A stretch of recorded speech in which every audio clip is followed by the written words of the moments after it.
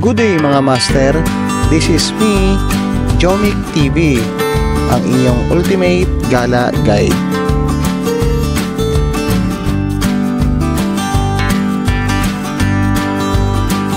Sa bidyong ito ay pupuntahan natin ang dinadayong simbahan sa Quezon Province upang akyatin ang Statue ni Jesus at taimtim na manalangin.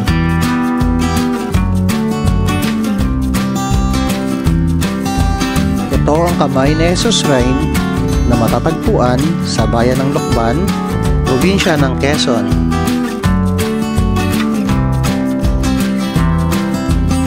Upang marating ang lugar na ito, mula Maynila ay may tatlong ruta na pwedeng daanan.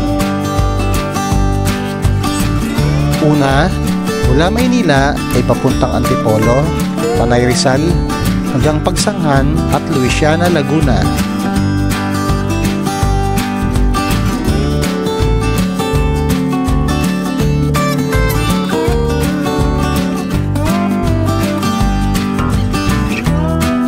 Ikalawa, sa lalawigan ng Laguna na dadaan sa Santa Rosa, Calamba, via SLEX or National Road papuntang Liliw at Mayhay, Laguna.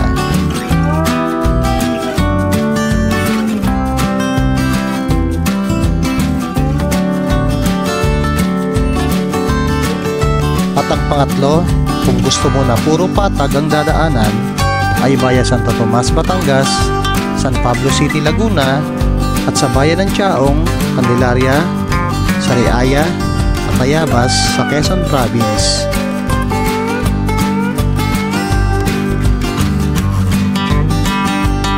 Nasa 3 to 4 hours naman ang travel time mula Metro Manila, depende sa traffic, road conditions, and driving skills.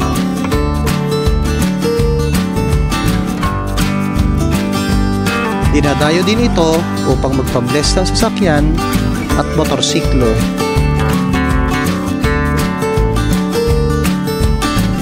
Kung gusto mong akyatin ang tuktok nito, ay siguraduhin lang na may baon kang tubig.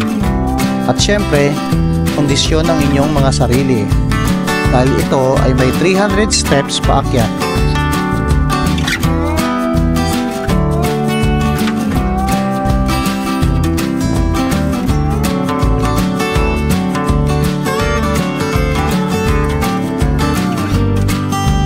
Ang shrine na ito ay tinayo taong 2002 at mula noon dinadayo na ng mga turista.